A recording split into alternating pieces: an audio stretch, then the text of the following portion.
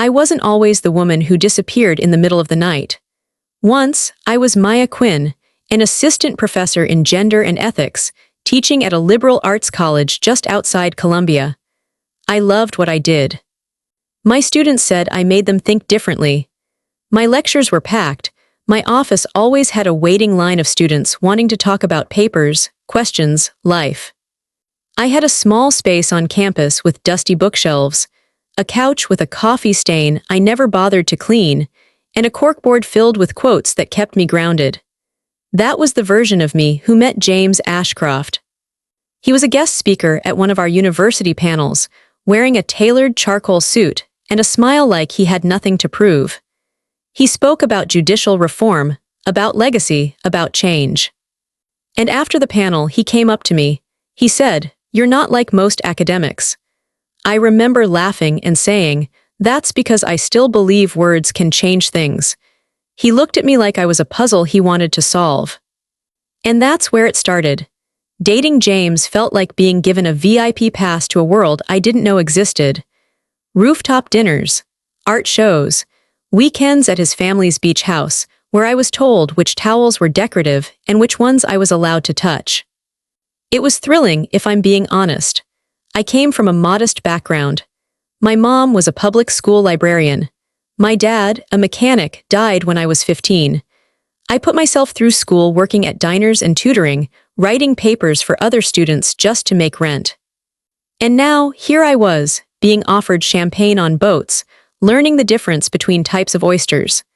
When James proposed, under a willow tree at Middleton Place, with a sapphire instead of a diamond because he said I wasn't traditional, I said yes without hesitation. But everything changed when I walked into the Ashcroft estate as James' fiancée. The temperature dropped. The smiles tightened. His mother, Cecilia, kissed me on the cheek and told me my coat was a brave choice for someone with my coloring.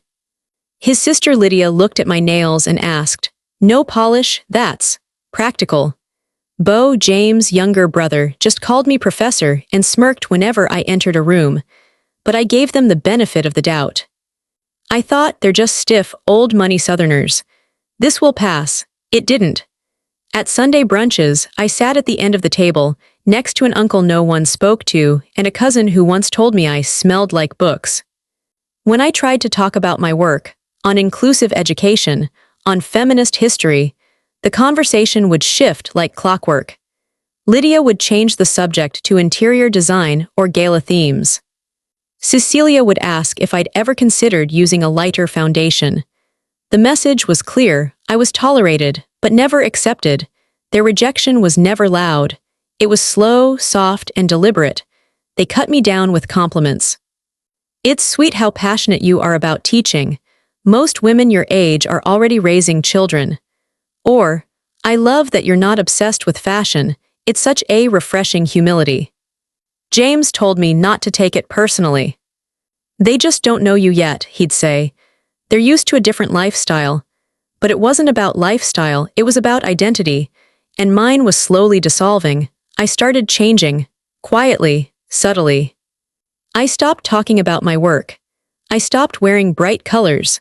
I deleted the blog I had poured my soul into for 5 years because James said some of my posts had an aggressive tone. I turned down conference invitations.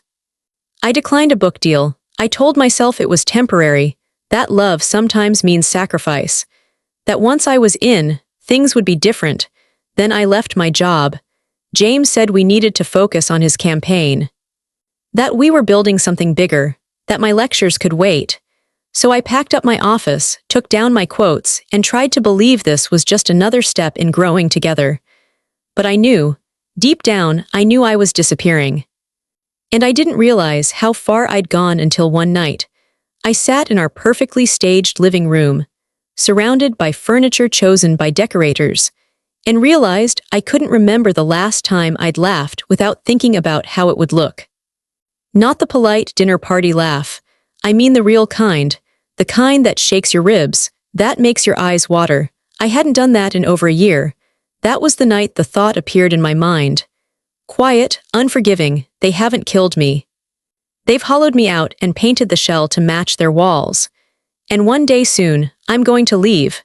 Not because I'm afraid, but because the woman I used to be is clawing her way back up through the silence. And she's not asking for permission anymore. I grew up in a small town in the Midwest, the kind where everybody knows your name, and if they don't, they know your business. My mother was a seamstress, steady hands, tired eyes, always humming a half-finished tune while pinning fabrics to mannequins that leaned slightly to one side. She ran her shop out of our garage. No air conditioning, no front desk. Just a folding table, a vintage Singer machine, and a bulletin board pinned with thank you notes from brides who couldn't afford designer gowns but still wanted to feel beautiful on their wedding day. My father was a mechanic. Quiet. Patient, he smelled like engine grease and peppermint chewing gum. He passed away when I was 15, lung cancer. By then, I already knew how to fix a hem, how to bleed brakes, how to stretch $20 into groceries for a week. We weren't poor exactly, but nothing ever came easy. We didn't take vacations. We didn't have backup plans. We had casseroles made with whatever was left in the fridge, and Sunday nights spent watching game shows with the volume too high. But what we lacked in wealth, we made up for in resilience. My mom taught me early, you don't have to be the loudest voice in the room, but make sure they remember what you said. I carried that with me into every classroom, every debate, every job interview. I built a life on preparation, on grit, on showing up even when I wasn't invited. That's why, when I got my first full-time teaching job, I didn't celebrate with champagne. I bought my mom a new sewing chair, the kind with a padded back and wheels that didn't stick. And when my first research paper was published, I didn't post it online. I printed a copy, folded it in half, and slid it into the glove compartment of my dad's old truck. I wasn't raised for luxury. I was raised for impact. So when I entered the Ashcroft world, lace gloves, four-course brunches, legacy endowments, I told myself I could adapt, that it didn't matter where I came from, as long as I worked hard enough to belong. But what I didn't realize, not then, was that in places like that, merit doesn't matter. Appearances do. Silence does. Knowing your place does. And no matter how many degrees you earn, no matter how carefully you speak, or how politely you hold your wine glass if you weren't born into it, you will never be more than a guest. That truth hit me slowly, like water soaking into wood. Quiet, steady, rotting the foundation beneath me while I smiled and smiled and smiled. They thought my softness meant weakness. They mistook my quiet for submission. They assumed that because I didn't fight back, I had nothing sharp left inside me. They were wrong. What they didn't know is that girls like me, girls raised in kitchens with mismatched Tupperware, who shared rooms with cousins and did their homework by space heater light, we don't break. I met James Ashcroft on a gray Thursday afternoon in March. The university had hosted a panel on judicial reform, and I had been asked to moderate. He was the youngest speaker on the panel, a final-year law student with a calm voice and a wardrobe that screamed old money. While the other guests fumbled through their notes, James spoke effortlessly, weaving policy and history like someone raised at the dinner table by senators and scholars. He was tall, polished, handsome in that Charleston way, blazers that looked inherited, not bought, and an accent soft enough to lull you into trust without realizing it. After the panel, he found me by the refreshment table, pouring cheap coffee into a paper cup. "You asked the best questions up there," he said, smiling just enough to seem sincere.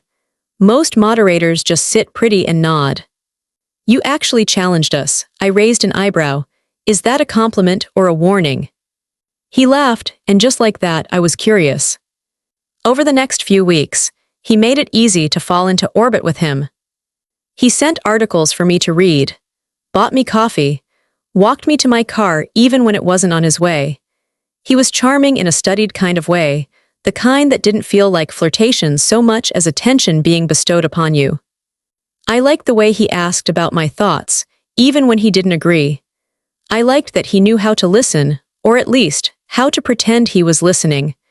I liked that he introduced me to his friends with pride, as if I were already someone that mattered. And I liked the contrast. My world was built on faculty lounges and tenured politics. His world sparkled, charity galas, jazz brunches, family portraits in the historical quarterly. He once told me over dinner, "My father was a historian, my grandfather a judge, my uncle a venture capitalist. Everyone in my family stands for something. I guess I'm just still figuring out what my legacy will be." It sounded noble, but in retrospect, I realize now it was foreshadowing, because legacy in his world wasn't something you built, it was something you protected. The first time he took me home to Charleston, I felt like I'd crossed a line I couldn't uncross. Their estate was less a house and more a declaration. White-pillared, tucked behind magnolia trees, with wrought iron gates that creaked open like they were groaning about letting someone new inside. Cecilia, his mother, greeted me with a kiss that didn't quite land and a comment about how the weather must be a change from wherever you grew up. James's father had already passed by then, but his absence loomed larger than any of them. There were oil paintings of him in the foyer, a study kept exactly as he'd left it, books still stacked beside his reading chair like he'd be back at any moment. Everything about that house felt curated, preserved. Like nothing had changed in 30 years, and wasn't meant to. That weekend, I was introduced to the Ashcroft clan in layers, the academics, the business partners, the country club circuit. They asked me what I did, and when I said I taught gender theory, I saw it the flicker. That quick downturn of the mouth. That soft "oh" followed by a nod that never quite made it to the eyes. One of James's aunts leaned in and whispered, "Isn't that a bit controversial?" I smiled, only if you're easily threatened by facts. After 2 years of long-distance love letters, phone calls that stretched past midnight, and weekend flights squeezed between lectures and exams, we finally got married. I thought it was the beginning of something timeless. I thought I was stepping into the kind of life you read about in essays from The Atlantic, dignified, intellectually vibrant, full of mahogany bookcases and thoughtful debates over dinner. Our wedding was held at a restored plantation estate just outside Charleston. The kind of place where the past still lingers in the floorboards, even if everyone pretends not to hear it creak. The Ashcrofts spared no expense. Cecilia insisted on lace imported from Belgium. Lydia handled the seating chart like it was a military operation. James wore his father's cufflinks and recited his vows like a practiced monologue. And me. I smiled for the photos. I thanked everyone for coming. I told myself this was worth every compromise I had made. But even then, even on that day, I felt the undercurrent. I heard the way his cousins introduced me. "She teaches ethics or something." I saw the polite confusion when I mentioned feminist literature. I watched a woman from the Charleston book circle tilt her head and ask, "Is that like sociology, but with more opinions?" They didn't call me dumb. That would have been too obvious. Too cruel. Instead, they treated me like a curiosity, an ornament, something clever enough to bring out in public but not enough to be taken seriously. One evening, a few months after we married, I overheard James's uncle whisper at a cocktail party, "She's well-spoken. Like a parrot with a Ph.D." They all laughed, and James said nothing. That was the moment something cracked. It wasn't the insult that cut the deepest, it was the silence that followed. The way no one corrected it. The way James avoided my eyes across the room, as if defending me would have cost him something he wasn't willing to pay. From that day on, I noticed more things. The way people paused after I spoke, like they were waiting for a real adult to enter the conversation. The way my comments at dinner were met with polite nods, then redirected toward James or Lydia for validation. In their eyes, I wasn't a peer. I was a novelty, a parrot who could quote bell hooks but would never truly belong. They didn't need to say it out loud. It hung in the air like humidity. "You're not one of us, you never will be." And slowly, I began to believe it. I used to believe that education was a key. That if I studied hard enough, spoke eloquently enough, built a resume lined with degrees and peer-reviewed publications, the doors to their world would swing open for me. I thought intellect was currency, I thought merit was universal, but I was wrong. They weren't looking for brilliance. They were looking for background, for bloodlines, for polished silence. They wanted someone who could reflect their prestige, not challenge it. Someone who could sit at the edge of the table and smile at the right moments, nod at the right names, wear the right shade of beige. They didn't need me to be insightful. They needed me to be decorative. And no matter how many lectures I gave, how many students I mentored, or how carefully I tailored my words, it didn't matter. My intelligence wasn't seen as an asset. It was seen as noise. Too sharp. Too opinionated, too much. At first I tried to shrink it. I softened my voice. I spoke less about politics, more about art. I stopped recommending the books I loved, the ones that challenged convention. I pretended to enjoy conversations that felt like dress rehearsals for elitism. I became a quieter version of myself, hoping that maybe, just maybe, they'd finally see me as enough. But they never did. Because the truth was, they weren't interested in seeing me at all. I was never meant to shine there. I was meant to make them look brighter by standing just behind them, well-dressed, well-mannered, and ultimately forgettable. That realization didn't hit me like a slap. It settled in slowly, like dust gathering on a mirror you no longer bother to clean. I looked in the glass one morning, and I didn't recognize the woman blinking back. She wore pearls now. She paused before every sentence. She hadn't written anything in 6 months. Her journals sat unopened in the drawer. Her voice, once loud, sometimes messy, but always hers, had gone silent. And in that silence, I heard something terrifying. They weren't just ignoring me. They were erasing me. It happened at a university gala meant to honor James's late father, a man who had once chaired the school's history department and whose name now adorned the marble plaque outside the new humanities wing. The event was a parade of legacy. Everyone wore black and navy. The champagne flutes were rimmed in gold. The room smelled like money and nostalgia. I remember adjusting my dress in the restroom mirror just before we walked in. It was a sleek, modest navy gown James's mother had helped pick out, elegant but unassuming, she had said. I practiced my smile, tucked a strand of hair behind my ear, and reminded myself to be gracious, composed, invisible if necessary. The ballroom was packed with Charleston's finest, professors, judges, old money donors, family friends who looked at me like a substitute teacher they weren't quite sure belonged in the building. I kept close to James, nodding at the right people, laughing at the right pauses. I felt like a shadow, but I'd learned to live that way, to exist politely at the edge of their light. Then Beau took the stage. He wasn't supposed to speak. But he did anyway. Glass in hand, eyes glazed from a little too much wine and far too much entitlement, he stepped up to the microphone during the open floor segment.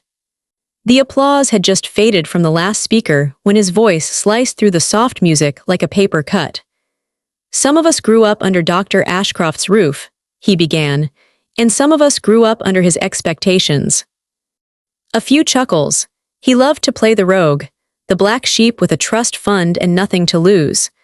But no matter how difficult he was, Beau continued, he taught us one thing: the Ashcroft name means something. We've always been a family that knows how to choose the right people, the right partners, the right paths. He paused, tilted his glass toward our table, toward me. I felt it before he even said it. Well, with a few temporary misjudgments that are now almost corrected. The room fell into a hush. No one gasped. No one interrupted. They didn't have to. The implication landed like a slap across my face. James didn't move. He didn't speak. He just looked straight ahead, glass in hand, jaw tight, as if willing the moment to pass without confrontation. And just like that, I wasn't a person anymore. I was an error, a misstep. A cautionary tale dressed in satin. I sat there, surrounded by people in polished shoes and inherited names, feeling every pair of eyes skim across me like I was a glitch in an otherwise perfect legacy. And in that moment, something in me went very, very still. They laughed, not loudly, not cruelly, just enough. The kind of laughter that stays behind the teeth, polished and polite. The kind meant to confirm what everyone in the room already believed, that I didn't belong. That I was, at best, a novelty and at worst, a mistake, a noble misstep, a footnote in the Ashcroft family story. I sat there, spine straight, hands folded in my lap, trying to remember how to breathe through silk. The air felt tighter with every second. My chest didn't rise, it braced. My skin flushed, not from embarrassment, but from something slower, heavier. Shame, maybe, or something far more dangerous, something sharp. No one said anything to me. No one tried to make it better, not even James. He just stared down at the white linen tablecloth like it had something important to say. And in that moment, I felt the final shift inside me. For years, I had tried to fold myself into their world, reshape my voice, my instincts, my entire identity, just to be accepted. I had traded my passion for their comfort, my purpose for their approval. And now, they were laughing. I was the punchline in a tuxedoed room full of tenured names and inherited power. The failed experiment. The small-town academic who flew too close to the chandeliers and got burned. They didn't see a person in that chair. They saw a blemish, a stain they were already preparing to erase. And still, I didn't move. Not right away. I sat there and let it sear into me. Every snicker, every sidelong glance, every fork set down with just a little too much grace, as if to quietly signal, yes, we heard it too. They had humiliated me on purpose. But what they didn't know, what they could never understand, was that I come from a place where we don't break from shame. We build from it. And that night, as I sat among people who prided themselves on legacy and manners and cruelty dressed as wit, I made a vow to myself. If I was going to be the mistake, I'd be the kind they never forgot. But the worst part wasn't Beau's words. It wasn't the laughter, or the way the air suddenly thickened with embarrassment everyone pretended not to feel. It was James, my husband, the man who once told me I challenged him to be better. The man who used to quote my lecture notes back to me like scripture. The man who said I made him feel less like a product of his family and more like a man. He didn't flinch, he didn't turn his head. He didn't even glance at me, he clapped. 3 calm, effortless claps like someone who just heard a clever joke told at the right time. Not enthusiastic, not sarcastic, just compliant. And that was when the bottom truly fell out. Because silence I could have forgiven. Confusion I might have explained away. But applause, that was permission. That was alignment. That was him saying without saying, he's not wrong. He wasn't just allowing them to humiliate me. He was joining them.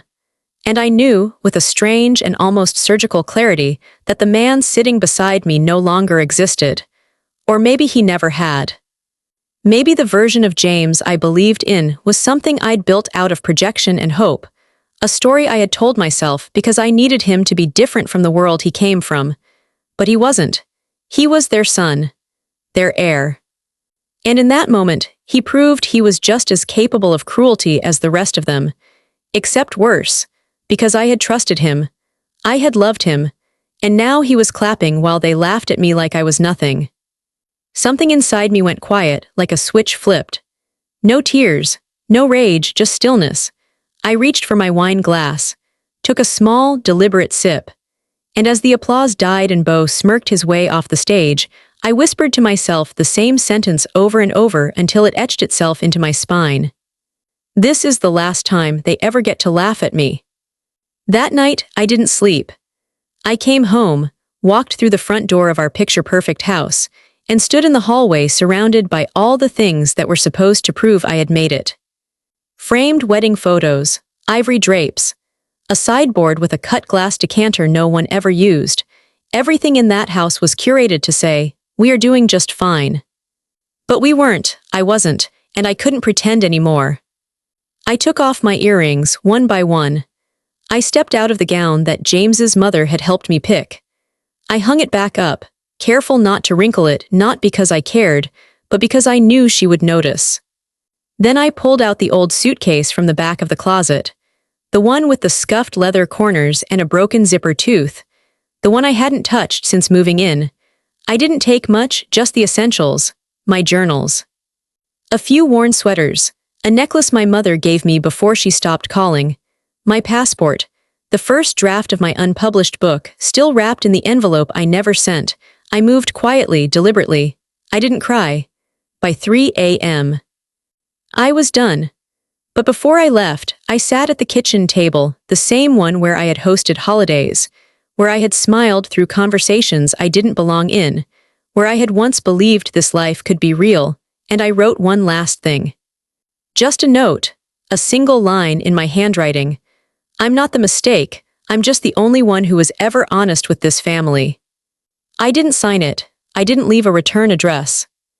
I folded the note in half, placed it next to the coffee machine, right where James would find it in the morning, sleep still in his eyes, wondering if it was another grocery list.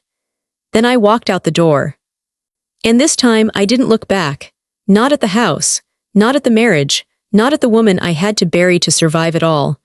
The old me died quietly that night, but something else woke up in her place, something sharper. And she was done waiting to be seen.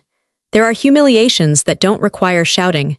No slammed doors, no raised voices, no cruel words carved in the heat of a fight. Sometimes, all it takes is a look. Just one glance, from the person who once traced your spine like scripture, who held your trembling hands in the dark and promised, "I choose you." And in that glance, you see everything unravel. Because they're not looking at you with love anymore. They're not even looking at you with disappointment. They're looking at you with distance, with alignment, with quiet permission for someone else to reduce you. That's what broke me, not Beau's words. Not the laughter, not even the clapping. It was James's eyes, blank, detached, watching it all happen and doing nothing.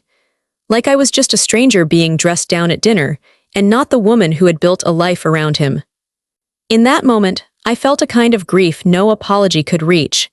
It was the death of trust, the burial of something sacred, and once you've seen the person you love choose comfort over courage, choose acceptance over you, you stop asking questions. You stop trying to explain your worth. Because deep down, you know the truth. Anyone who can watch you be humiliated and still call it civility is not your partner. They are your witness. And witnesses don't save you. They just stay quiet and keep sipping their wine. I drove west until the streetlights gave way to desert stars, finally arriving at my Aunt Rose's adobe house on the outskirts of Albuquerque. The sky was impossibly vast there, endless shades of indigo, smudged with dusty rose at the horizon, so different from the claustrophobic humidity of Charleston. Aunt Rosa met me at the door, her arms open, her smile warm. She didn't ask many questions. She just unpacked my bags, handed me a cup of chamomile tea sweetened with honey she'd harvested, and let me sink into a worn leather chair by the fireplace. That first night, I stared at the flames and thought about how easy it had been to vanish. In Charleston, I was always on display, measured, cataloged, judged. Here, I could be invisible. I could be myself again. The next morning, I dug out my laptop, the keys still sticky with old coffee stains, and reopened the blog I'd abandoned months ago. It was dusty, outdated HTML tags and a forgotten login, but it was still mine. I spent those early weeks writing furiously about women's contributions to academic culture. Hidden figures who edited manuscripts by candlelight, early suffragists who bribed lecturers for speaking slots, female professors who risked tenure to challenge campus segregation. I poured every ounce of my bruised pride, my seething clarity, and my relentless curiosity into each post. I called it Desert Archives, because I wanted to unearth truths buried by time, just as the desert unearths artifacts when storms blow away the sand. Aunt Rose's kitchen table became my command center. Mornings began with tortillas and strong coffee as I sifted through dusty journals and out-of-print pamphlets she dug out from trunkloads of her own research. Afternoons were for Skype calls with former colleagues who offered encouragement and shared leads on rare articles. Evenings passed with me curled in a quilt I'd carried from my childhood bedroom, tapping keys under the soft glow of a table lamp. The more I wrote, the more emails I received. Women from small towns in Idaho, professors at community colleges in Tennessee, first-generation students in Northern California, thanking me for telling stories they'd never heard. Some asked if I'd publish their research. Others asked simply if they could guest post. Suddenly, my voice wasn't just echoing in my head, It was reverberating across the country. Living in New Mexico taught me something vital. Rebuilding doesn't happen in a vacuum. I needed a community of minds, others who had been erased, overlooked, or underestimated, to remind me that brilliance often thrives in quiet corners. And as Desert Archives gained traction, I felt a flicker of something I hadn't felt in years. Hope. From that flicker, I began to see how the seeds of what I once was could sprout into something unbreakable, something they would never be able to silence again. It started with a single post. I hadn't planned on it being anything more than a long-form rant, just a deeply researched piece I'd been sitting on for years. One part history, one part academic commentary, and one part the personal truth I was finally brave enough to say out loud. I titled it, The Unwritten Rules, Academic Ostracism and the Cult of Prestige.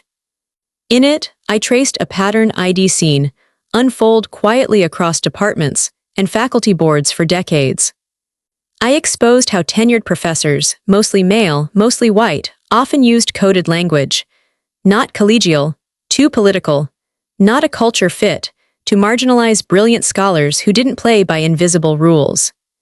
Especially women of color. I tied personal stories to public patterns. I used data. I quoted dismissed dissertations, leaked emails, and tenure reviews that read more like social gatekeeping than scholarly critique. But the part that changed everything, the section where I talked about intellectual exile, the slow, almost surgical process of making someone feel irrelevant in a space where their ideas once thrived. I didn't name names. I didn't need to. The people who had lived it knew exactly who I was talking about. Within 48 hours, the post had over 60,000 views. By the end of the week, the Chronicle of Higher Education had linked to it in a think piece on systemic bias in academia. A week later, a producer from NPR emailed me asking for an interview. I said no twice. I wasn't ready to be seen, but they kept asking, so I said yes. The episode aired on a rainy Thursday morning. By noon, my inbox was flooded. Professors, journalists, alumni from Ivy League schools who had seen too much and said too little. A few anonymous messages came too, warning me to be careful where you dig. But I didn't stop digging. I wrote a follow-up about the unwritten legacy policies at elite institutions, how families with buildings named after them were granted academic favor, regardless of merit. Then another on how female graduate students were more likely to have their research topics redirected by male advisors toward less confrontational areas. By the time the New York Times listed Desert Archives as a blog reshaping the national conversation around academic equity, I wasn't hiding anymore. And ironically, the more visible I became, the more the Ashcrofts started to notice. They may have discredited my voice in private, but now the world was listening, and the woman they once called a parrot with a PhD was starting to sound a lot like a reckoning. The piece that changed everything was never meant to be viral. I wrote it during one of those long desert nights, with coyotes howling in the distance and the hum of Aunt Rose's old fan pulsing in the background. I hadn't showered. I hadn't slept, but something in me had snapped open, and the words poured out like water breaking through stone. It was titled, The Unseen Silencing, Academic Boycotts and the Price of Not Belonging. In it, I chronicled how exclusion in academia didn't always look like rejection letters or denied promotions. Sometimes it was subtler, more insidious. A paper not cited, a conference invitation that never came, a seat at the table that was already full. I called it for what it was, institutional gatekeeping, dressed in velvet and sealed with a university crest. But what struck a nerve was when I started naming patterns in the Ivy League. Not people, just behavior. I pointed out how the elite academic world thrived on plausible deniability. How schools that boasted of diversity and inclusion quietly pushed out voices that were too critical, too disruptive, or too honest. I referenced studies. I included testimonials, anonymous but painfully clear, and without ever saying it directly, I implied something bold. that even the most lauded institutions in America weren't immune to prejudice. In fact, they had perfected it. I hit publish at 2:13 a.m. By sunrise, the blog had crashed from traffic. By the end of the week, I was getting interview requests from podcasts, independent journalists, and even a former Ivy League dean who admired my courage but couldn't speak publicly. It wasn't just attention, it was a shift. Suddenly, Desert Archives wasn't just a blog, it was a platform, a pressure point, a quiet rebellion with citations. Students printed my words and slipped them under faculty office doors. Professors assigned the piece in graduate seminars. A small liberal arts school in Oregon invited me to speak, virtually, at first, about navigating truth in spaces built on tradition. And for the first time in years, I felt powerful again. Not in a loud, headline-grabbing way, but in the kind of way that makes people whisper your name in rooms they never invited you into.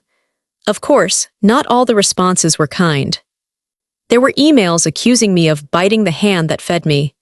One from a tenured professor who called me a dangerous blend of smart and bitter. And another, unsigned, that simply read, "You don't know who you're messing with." But I did. I knew exactly who they were, because I had sat at their tables, clinked glasses with their heirs, smiled through their insults, and watched them turn silence into a weapon. What they didn't know was that I had turned that silence into fuel. And now the world was finally listening. The invitation came on a Thursday morning, tucked between an NPR podcast request and a message from a professor in Berlin asking if her students could translate my blog into German. It was from The New Era, a nationally syndicated talk show known for tackling uncomfortable truths in front of millions. I had watched it years ago during my grad school nights, eating boxed pasta on the couch. Now they wanted me on it, not for a panel, not as an anonymous source, but as the featured guest. At first, I hesitated. I wasn't used to being seen at that scale. I wasn't sure if I wanted to be. There's a strange safety in staying behind the words, behind the blog, behind the careful architecture of quiet power. But deep down, I knew this was part of it. Not the revenge, but the reckoning. So I said yes. The studio was in New York. They flew me out business class, the kind of ticket I once thought only existed for senators and oil executives. When I stepped into the green room, I could smell nerves in the air, lavender hand sanitizer, coffee gone cold, foundation powder dusted over stress. The host, Margot Lane, was warm but sharp, the kind of woman who could make you cry and clap in the same breath. She greeted me like an old friend, though we had never met. "We've been waiting to have someone like you on," she said. When the lights went up and the camera started rolling, I didn't feel fear. I felt ready. They asked about the blog, about the piece on academic boycotting, about the messages I'd received, about how it felt to go from invisible to unavoidable. And then Margot leaned forward and asked, "Do you ever think about the people who underestimated you? What would you say to them now?" I paused, not for drama, but because the answer came so easily and I wanted to be careful with it. "I wouldn't say anything," I said, "because they were never listening. What I will say is this: when people call you too ambitious, too emotional, too intense, they're often just afraid you'll stop asking for permission." The audience applauded, not in that polite, talk show kind of way, but something louder, something that felt like affirmation. That episode aired to over 5 million viewers. By the end of the week, Desert Archives had quadrupled in subscribers. University departments began citing it in their diversity reforms, and my inbox, well, let's just say James Ashcroft would have needed a whole staff to keep up. But the truth, that applause wasn't for revenge, it was for survival. And now that the spotlight had found me, I wasn't going to shrink again. Because some women get burned by the fire, others learn to speak through it. And I had finally found my voice. Halfway through the segment, just after a commercial break, the lighting dimmed slightly and the music faded into a low pulse, the signal that the interview was shifting gears. Margot leaned in, her expression thoughtful, but with that familiar glint in her eye, the kind that said, "We're about to go somewhere uncomfortable." "There's something we didn't plan to bring up," she began, her tone slow, careful. But our audience deserves transparency. And I think, Maya, you of all people might appreciate the full picture. I felt the air tighten. Margot turned toward the camera. One of the newest corporate partners of the new era is an education-focused foundation, legacy fund, Ivy-Tide, multi-generational. Viewers, you might recognize the name, Ashcroft Global Initiatives. The words dropped like glass on marble. My breath didn't catch, but my body did still, just for a second, not from fear, from recognition. Like hearing a song you thought you'd forgotten, James's Family, of course. The Ashcrofts had always believed in power that moved quietly. Endowments, fellowships, lobbying boards that shaped policies from the shadows. It made perfect sense they'd support a major show like this. Something clean, progressive-looking, yet still gate-kept by money.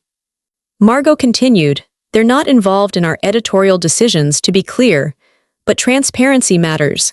And if there's anything ironic about today's conversation, well," she smiled, half-wicked, half-sincere, "we'll let the viewers decide." The audience shifted in their seats. A few audible murmurs, but no one looked away. I looked directly into the camera. No rage, no shame, just truth. "That," I said softly, "is the exact problem. They want to write the checks for the conversations they've spent decades avoiding." A quiet gasp rippled through the studio. I held my gaze, unwavering. They tried to silence people like me in private rooms. Now they're trying to buy the stage.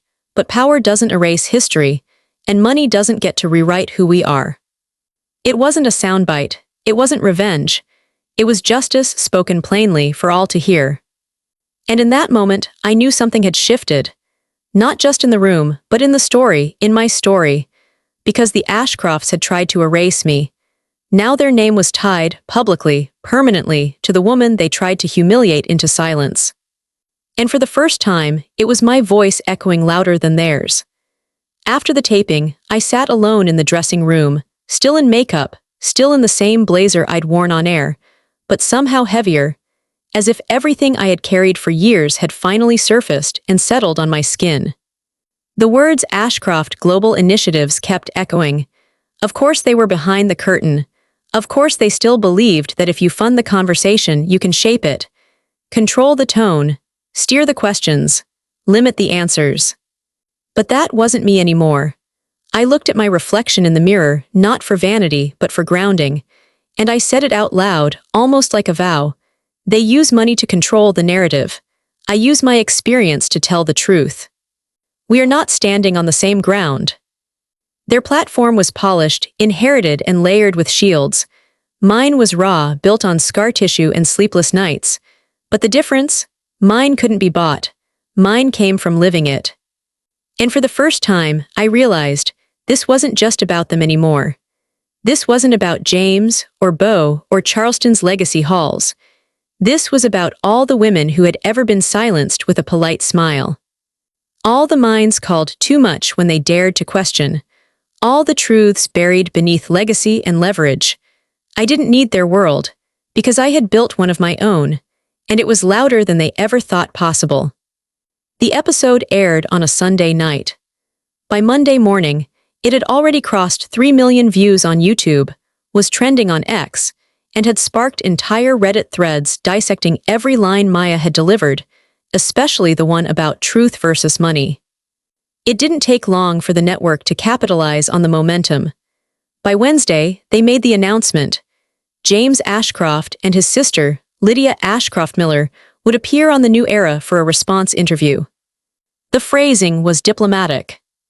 A chance to clarify, to address public misunderstandings, to offer another perspective, but everyone knew what it was.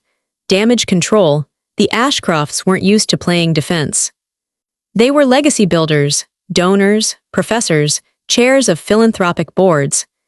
Their statements usually lived in annual reports or polished press releases, not unscripted TV segments with unpredictable questions. Still, they accepted. Lydia went first. Dressed in charcoal gray with a pearl pin that practically screamed old Charleston restraint, she opened with a carefully practiced smile. "Our family has always valued service, scholarship, and discretion," she began. "It's painful to hear our intentions misunderstood." Margot pressed her gently at first about Maya's claims of being quietly excluded, belittled, diminished. Lydia's answer came smooth and practiced. Maya was welcomed, even supported, during her time with us. If she felt otherwise, that's unfortunate. But personal grievances shouldn't be conflated with systemic critique. It was James's turn next, and if Lydia came off polished, James looked cracked. The usual sharpness in his tone was dulled. The collar of his shirt sat slightly askew, like he'd dressed in a hurry. He didn't deny Maya's story outright, he simply sidestepped it. "I loved my wife," he said, looking not at the camera but somewhere above it. "But marriage is complicated. Expectations don't always match reality. We come from different worlds." He paused, just long enough for the audience to feel the dissonance. "She was brilliant, yes, but she never seemed comfortable in our circles. That wasn't anyone's fault, it just was." That single phrase, "it just was," lit the internet on fire, because it wasn't just a dodge, it was a confession, a quiet admission of complacency, of choosing the system over the woman. Clips of the interview were instantly stitched with Maya's original episode. Side by side, the contrast was jarring, one voice ringing with lived conviction, the other dripping with inherited defensiveness. And while the Ashcrofts had come to clarify, they had only confirmed one thing. Maya's truth had landed exactly where it needed to, not just in the headlines, but in the hearts of people who had heard that same tone, felt that same dismissal, and had stayed silent until now. The interview hadn't even finished airing before it happened. Somewhere between the second and third ad break, while Lydia was still explaining how the family championed inclusivity in subtle but powerful ways, the clip hit the internet. It was raw, grainy, clearly recorded in secret, maybe a phone tucked into a blazer pocket, maybe a hot mic someone forgot to kill. But the voice, unmistakably James Ashcroft.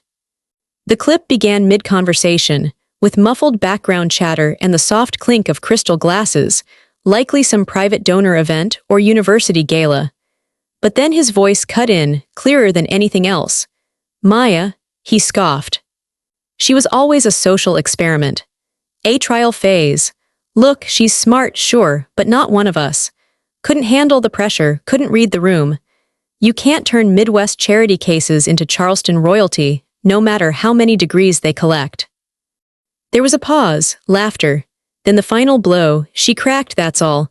Maya was a test tube, one that shattered the second it got too warm. The clip exploded online like dry brush under lightning. Within hours, it had been shared by journalists, academic influencers, women's rights advocates, and students from every corner of higher education. Reddit threads flooded with commentary. Hashtags like TestTubeWife and Ashcroft Files trended for 2 straight days.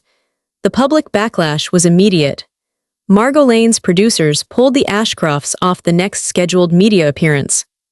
The university James once guest lectured at released a carefully worded statement about values not aligning. Lydia was removed from the board of a prestigious Southern scholarship fund within the week. And Maya, she didn't say a word. She didn't need to, because the recording spoke louder than any blog post, any interview, any carefully phrased opinion piece. It revealed what Maya had tried to tell the world, that beneath all the polish and philanthropy, the Ashcroft dynasty had always seen her as a tool, not a person. An experiment in assimilation. A woman invited into their world not to belong, but to prove why she never would. But here was the twist they hadn't planned for. The experiment had learned to write, and the lab was on fire. The source of the leaked recording wasn't a journalist, wasn't a rival, wasn't even someone looking for a headline. It came from a former student. Someone Maya had helped years ago, quietly, without credit, without asking for anything in return. Her name was Alina Reyes, and back in Maya's early days as a teaching assistant, Alina had been on the verge of being expelled from a competitive honors program.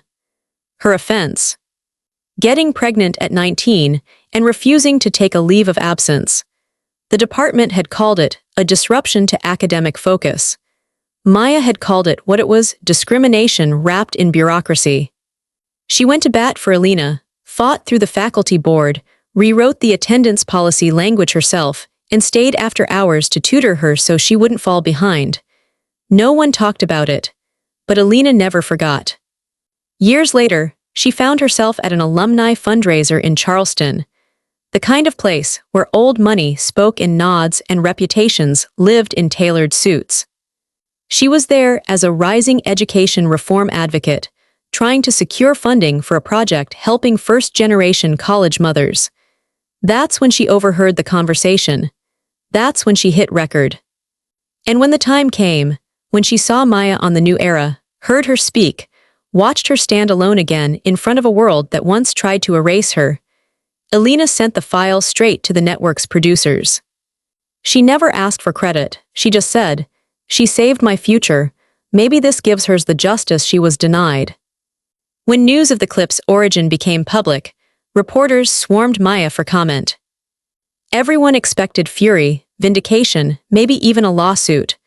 But Maya, true to herself, simply smiled during a follow-up interview and said, "When someone sees you as an experiment, make yourself the kind of work they'll spend their whole lives trying to cite." There was no need to yell, no need to fight, because justice, when it finally lands, doesn't always roar. Sometimes it just echoes. In lecture halls, in courtrooms, in families built on silence, and this time it echoed with her name. After the dust settled, after the headlines faded and the clip stopped trending, something unexpected happened. I didn't feel empty. I felt ready. I signed a book deal with Belmont Press, a publisher I used to dream about back in grad school. The manuscript poured out of me like it had been waiting years to be written. It wasn't just my story, though parts of it were there. It was a reckoning, a mirror, a map. I called it the polite erasure because that's what it had always been. Not shouting, not outright bans, just slow silencing, death by 1,000 deferential smiles.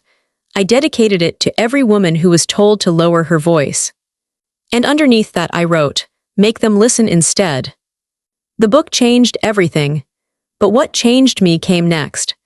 I used part of the advance, along with donations from strangers who said my story felt like theirs, to start something I wish I'd had: a place, a shield.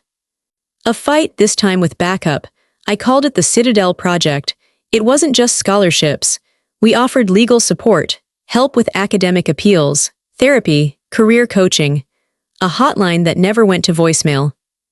I wasn't interested in inspiration. I was interested in infrastructure. Within a year, we had 5 regional branches. I walked back onto campuses that once ignored voices like mine, this time, to help change the policies that allowed it. And still, the moment that stays with me didn't happen in a conference room or on a news panel. It happened after a speech at a university in Arizona. A girl, no older than 20, waited until the crowd thinned. She held her phone like a lifeline, her voice cracked when she spoke. "I was going to drop out," she said. "Then I read your blog and I stayed, and last week I got into grad school." That's when it hit me. This wasn't just about my past anymore. This was about her future. I never wanted revenge to destroy them. I just wanted justice to build something stronger. And now I have. Not a legacy made of old names and brittle pride, but one that breathes. One built in every girl who now knows she belongs. No matter where she starts. No matter who tries to silence her, because I was never the experiment. I was the blueprint, and now the world has to catch up. In the months that followed, the ripple effects kept unfolding, far beyond anything I could have orchestrated. The Ashcrofts tried to recover, of course, released carefully worded statements, donated to new causes, hired PR firms to paint over the cracks, but it was too late. The truth had aired, unfiltered, undeniable, and people had started asking real questions. Major universities quietly cut ties with Ashcroft-endowed programs. Some issued public audits. Others launched internal reviews. Within a single academic quarter, Two of the family's long-standing education grants were suspended due to concerns over donor influence. Then came the financial oversight. A watchdog nonprofit that tracked institutional donations flagged irregularities in Ashcroft-linked scholarship funds. What began as routine inquiry turned into a full-scale investigation, one that uncovered years of discretionary allocations, backdoor appointments, and conflicts of interest tied to their so-called charitable arm. Their name was once a golden key in academic circles. Now, it triggered boardroom silence. They weren't blacklisted, not officially, but their power, that unspoken currency that once let them write rules behind closed doors, it evaporated. And here's the strange part. I didn't celebrate. Not really. There was no champagne moment. No headline that made me dance in my living room. Just a quiet realization that what had once crushed me was finally collapsing under its own weight. It didn't happen because I yelled the loudest. It happened because I endured, because I kept speaking when they wanted me silent. They tried to turn me into an anecdote. Instead, I became the turning point. And now, when people say the name Ashcroft in faculty lounges or student forums, it no longer echoes with awe. It echoes with caution, with consequence, with the memory of a woman they tried to erase, and the legacy she left behind. It came late, the message, from an unknown number, though I recognized it instantly. James. After all the silence, after the interviews, the headlines, the fallout. He still thought there was something left to say. Can we meet? Just talk. One conversation, that's all. I stared at it for a while, not because I was tempted, but because I wasn't. A few years ago, I would have said yes immediately, not to reconcile, but to be heard, to be seen. To ask the impossible question we all want answered, why wasn't I enough? But that question no longer belonged to me. Because now, I knew better. I didn't need him to explain anything. I didn't need his closure. I had built my own. So I typed slowly, deliberately, not with anger, not with grief, but with clarity.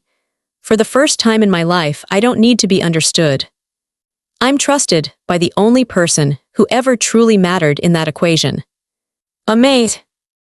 And then I put the phone down, not with triumph, but with peace, because healing doesn't always arrive like thunder.